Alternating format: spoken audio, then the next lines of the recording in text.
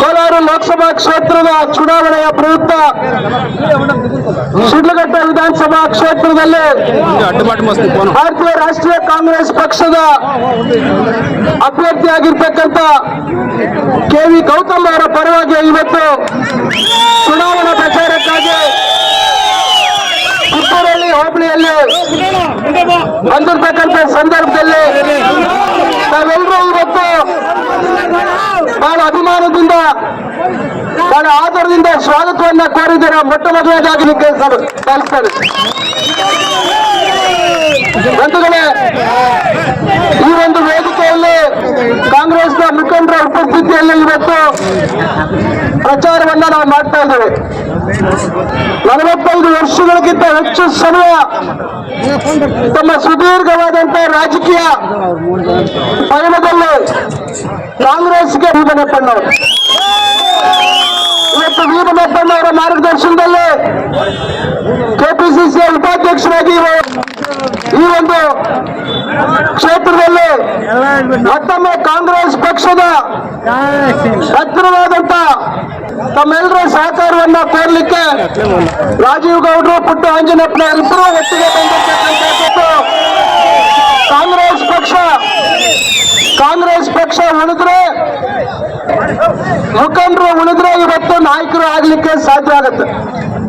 ಅದರಿಂದ ಬಂಧುಗಳೇ, 10 ತಿಂಗಳಿಂದ ನಡೆದಿರ್ತಕ್ಕಂಥ ಘಟನೆಗಳನ್ನ ಮರೆತು ಇಬ್ಬರು ನಾಯಕರು ಇವತ್ತು ಒಟ್ಟಾಗಿ ಕಾಂಗ್ರೆಸ್ ಪಕ್ಷದ ಅಸಂಖ್ಯಾತ ಕಾರ್ಯಕರ್ತರನ್ನ ಉಳಿಸುವಂತದ್ದಕ್ಕೆ ಇವತ್ತು ಇಬ್ಬರು ಒಗ್ಗಟ್ಟಾಗಿ ಬಂದು ಕಾಂಗ್ರೆಸ್ ಪಕ್ಷದ ಗತ ವೈಭವವನ್ನ ಮರುಕಳಿಸಲಿಕ್ಕೆ ಇವತ್ತು ತನ್ನಿಂದ ಇವತ್ತು ಒಗ್ಗಟ್ಟಾಗಿ ಬಂದು ನಾವೆಲ್ಲರೂ ಬಂದು ನಿಂತಿದ್ದೇವೆ.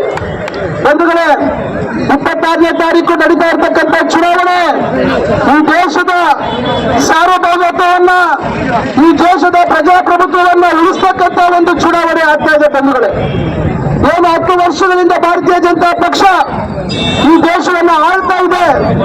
2014ರಲ್ಲಿ ಏನೇನು ಭರವಸೆಯನ್ನು ಕೊಟ್ಟಿದ್ರು, ಇವತ್ತು ಬಡವರ ಬದುಕಿನಲ್ಲಿ ಯಾವ ರೀತಿ ಬದಲಾವಣೆಗಳಾಗಿದ್ದಾವೆ, ಏನು ಬಡವರಿಗಾಗಿ ನಾವು ಸರ್ಕಾರ ಅಂತ ಹೇಳಿ ಏನು ಬಂದಂತವರು 2 ಕೋಟಿ ಉದ್ಯೋಗ ಕಲ್ಪಿಸ್ತೀವಿ ಅಂತಕ್ಕಂಥ ಮಾತಾಡಿದ್ರು. ಪ್ರತಿ ವರ್ಷ 10 ವರ್ಷ ಕಳೆದಿದೆ, 20 ಕೋಟಿ ಉದ್ಯೋಗ ಎಲ್ಲೋಯ್ತು ಅಂತಕ್ಕಂಥದ್ದನ್ನ ಭಾರತೀಯ ಜನತಾ ಪಕ್ಷ ಮತ್ತು ಜಾತ್ಯತೀತ ಜನತಾದಳದ ಮುಖಂಡರನ್ನ ನಾವು ಕೇಳಬೇಕಾಗುತ್ತೆ. ರೈತರ ಬದುಕಿನಲ್ಲಿ ಒಂದು ಬದಲಾವಣೆ, ಆಮೂಲಾಗ್ರವಾದಂತ ಬದಲಾವಣೆಯನ್ನ ತರ್ತೀವಿ ಅಂತ ಹೇಳಿದ್ರು.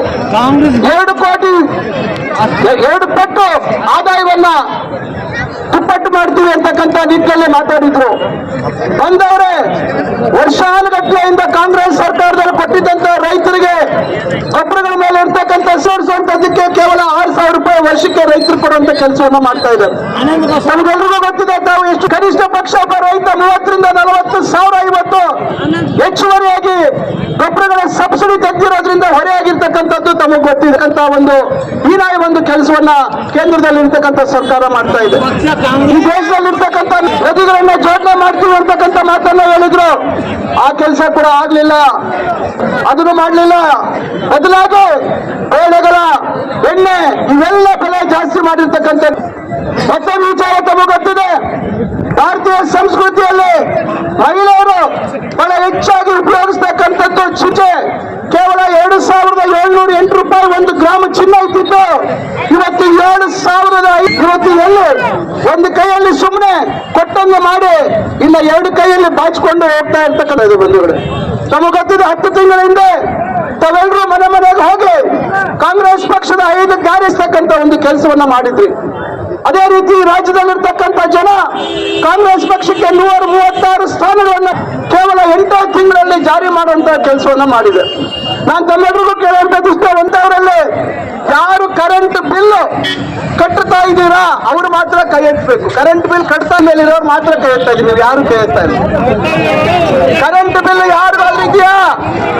ಯಾವ್ದಾದ್ರು ಜಾತಿಗೆ ಅಂತಿದೆಯಾ? ಯಾವ್ದಾದ್ರು ಈ ಸೌಲಭ್ಯವನ್ನ ಕೊಟ್ಟಿದೆ. ಶಕ್ತಿ ಯೋಜನೆಯಲ್ಲಿ ಬಸ್ಸಲ್ಲಿ ಇವತ್ತು ಮಹಿಳೆಯರೆಲ್ಲ ಪ್ರಯಾಣ ಮಾಡ್ತಾ ಇದ್ದಾರೆ. ಯಾರಿಗೂ ಯಾವ ಜಾತಿ, ಯಾವ ಪಕ್ಷ, ಯಾವ್ದು ನಿರ್ಬಂಧ ಇಲ್ಲ. 2,000 ರೂಪಾಯಿ ಅಕೌಂಟ್ಗೆ ಅಕ್ಕಿ ಮಾಡಿ ಅಂತ ಹೇಳಿ ಕೇಂದ್ರಕ್ಕೆ ಕೇಳ್ಕೊಂಡ್ವಿ. 5 ಕೆಜಿ ಅಕ್ಕಿ ಹೆಚ್ಚುವರಿ ನಾವು ಕೊಡ್ಬೇಕು ಕೊಡ್ತೀವಿ ಅಂತ ಹೇಳಿ ಮತ್ತೆ 2 ದಿವಸಕ್ಕೆ ಮಾತು ಬದಲಾಯಿಸಿ ಕೊಡ್ಲಿಲ್ಲ. ಕಡೆಗೆ ನಾವು ಎಲ್ಲರಿಗೂ 170 ರೂಪಾಯಿ ಒಬ್ಬ ಮನುಷ್ಯನಿಗೆ ಅಂತ ಹೇಳಿ ಒಂದು ಕುಟುಂಬದಲ್ಲಿ 5 ಒಂದು ಕೆಲಸವನ್ನ ನಮ್ಮ ಸರ್ಕಾರ ಮಾಡ್ಕೊಂಡು ಬಂದಿದೆ. ಇದ್ರ ಜೊತೆಗೆ ಯುವಕರಿಗೆ ಯುವ ನಿಧಿ ಯೋಜನೆ ಮೊನ್ನೆ ಕೆಲವು ತಿಂಗಳಿಂದ ತಾವು ನೋಡಿದ್ರೆ ನಾವು 34 ರೂಪಾಯಿ ಕೊಡ್ತೀವಿ ಅಕ್ಕಿ ಕೊಡಿ ಅಂದ್ರೆ ಕೊಡ್ಲಿಲ್ಲ. 29 ರೂಪಾಯಿಗೆ ಜನರಿಗೆ ಯಾಮಾರಿಸುವಂತ ಕೆಲಸವನ್ನ ಮಾಡ್ತಾ ಇದ್ದಾರೆ. ಬಹಳ ಬುದ್ಧಿವಂತಿಕೆಯಿಂದ ನೋಡ್ಕೊಳ್ತಾ ಇದ್ದಾರೆ ಅವರು. ಗ್ಯಾಸ್ ಎಲ್ಲರಿಗೂ ಫ್ರೀ ಗ್ಯಾಸ್ ಕೊಡ್ತೀವಿ ಅಂತ ಹೇಳಿದ್ರು. 410 ತಗೊಂಡ್ಮೇಲೆ ಒಂದೇ ಸತಿ ಬಡವ್ರ ಮೇಲೆ 1200 ರೂಪಾಯಿ ಬರೆ ಹಾಕಿದ್ರು.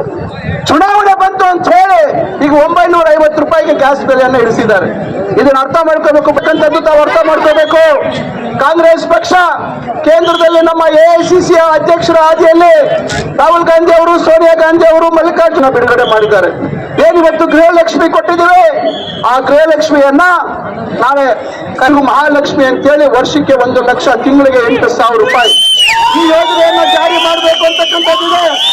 ಇವತ್ತು ವಿದ್ಯಾರ್ಥಿಗಳಿಗೆ 1 ಲಕ್ಷ ರೂಪಾಯಿ ವರ್ಷಕ್ಕೆ ಕೊಡುವಂತ ಯೋಜನೆ. ರೈತರಿಗಾಗಿ ಇವತ್ತು ಏನು GST ಯನ್ನ ನಮ್ಮ ರಸಗೊಬ್ಬರಗಳ ಮೇಲೆ ಇವತ್ತು ಜಾತಿ ಸಮೀಕ್ಷೆ ಇವತ್ತು ಮಾಡ್ತೀವಿ ಅಂತಕ್ಕಂಥದ್ದು.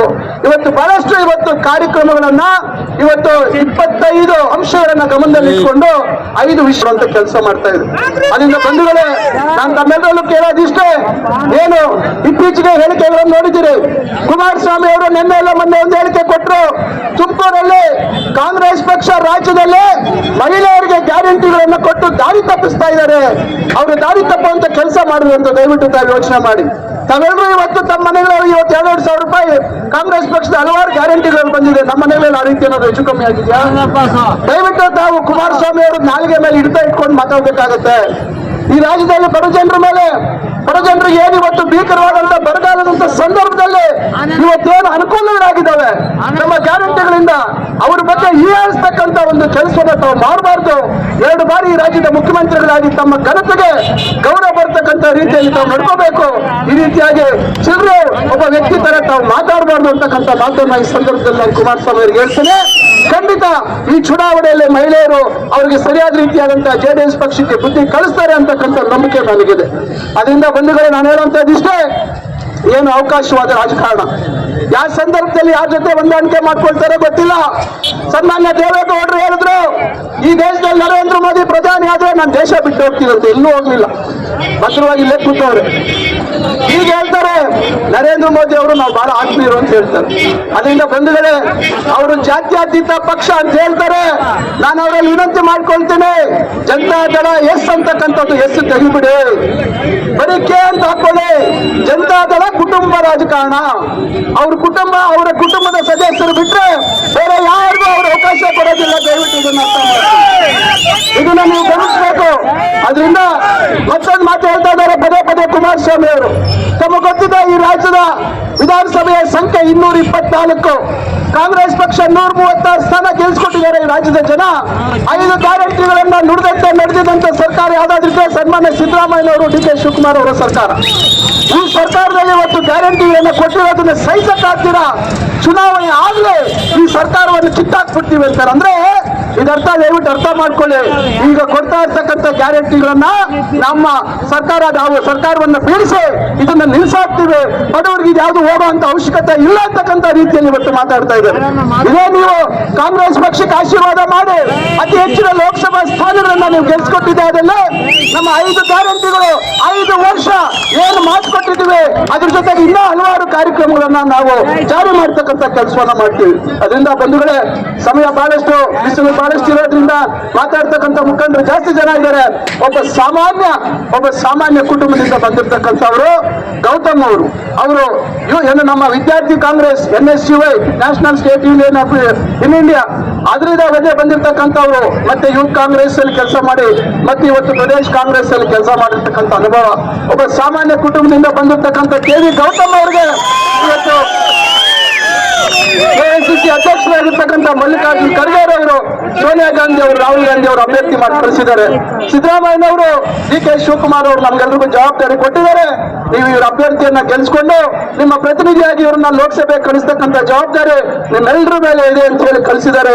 ಇವತ್ತು ಶಿಡ್ಲಘಟ್ಟ ವಿಧಾನಸಭಾ ಕ್ಷೇತ್ರದಲ್ಲಿ ಇದರೆಲ್ಲ ಸಂಪೂರ್ಣ ಜವಾಬ್ದಾರಿ ಭೀಮಣ್ಣಪ್ಪನವರ ಸಾರಥ್ಯದಲ್ಲಿ ರಾಜೀವ್ ಗೌಡರು ಪುಟ್ಟು ಅಂಜನಪ್ಪನವರು ಒಟ್ಟಾಗಿ ಇವತ್ತು ನಮ್ಮ KV ಗೌತಮ್ ಅವರಿಗೆ ಅತಿ ಹೆಚ್ಚಿನ ಮತವನ್ನ ಕ್ರಮ ಸಂಖ್ಯೆ 1 ಹಸ್ತದ ಗುರುತಿಗೆ ಕೊಟ್ಟು ಅವರನ್ನ ತಮ್ಮ ಲೋಕಸಭಾ ಸದಸ್ಯರನ್ನಾಗಿ ಆಯ್ಕೆ ಮಾಡುವಂತದಕ್ಕೆ ತಾವೆಲ್ಲರೂ ಸಹಕರಿಸಬೇಕು ಅಂತ ಹೇಳಿ ತಮ್ಮೆಲ್ಲರಿಗೂ ನಾನು ಕೈ ಜೋಡಿಸಿ ಪ್ರಾರ್ಥನೆ ಮಾಡ್ಕೊಂತ ನನ್ನ ಮಾತನ್ನು ಮುಗಿಸ್ತೇನೆ.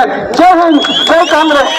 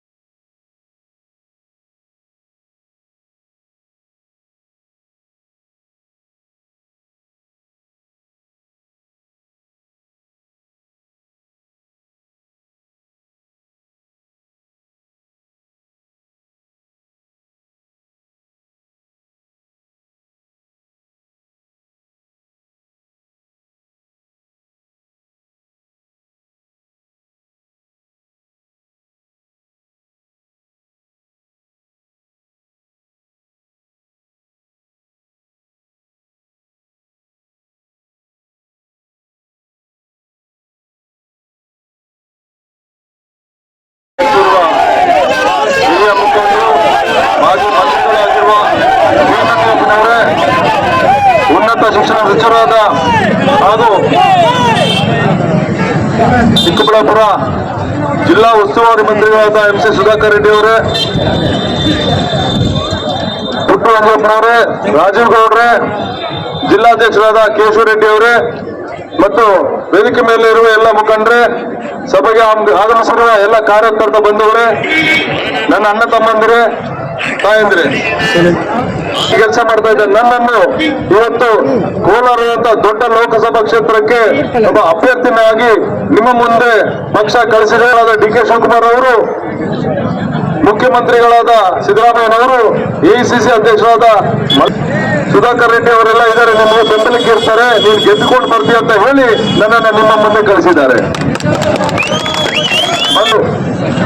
26ನೇ ತಾರೀಕು ಭಾರತದ ಇತಿಹಾಸವನ್ನು ಮತ್ತೆ ಬರೆಯುವ ಅಂಬೇಡ್ಕರ್ ಸಂವಿಧಾನ ಮೂಲಕ ಕೊಟ್ಟಿದ್ದರ ಅಧಿಕಾರ ಇವತ್ತು ಚಲಾಯಿಸಿ, ಈ ತಿಂಗಳ 26ನೇ ತಾರೀಕು ನೀವು ಚಲಾಯಿಸಿ ಈ ಭಾರತದ ಭವಿಷ್ಯವನ್ನು ಬರೆಯುವಂತ ದಿನ ಬಂದಿದೆ.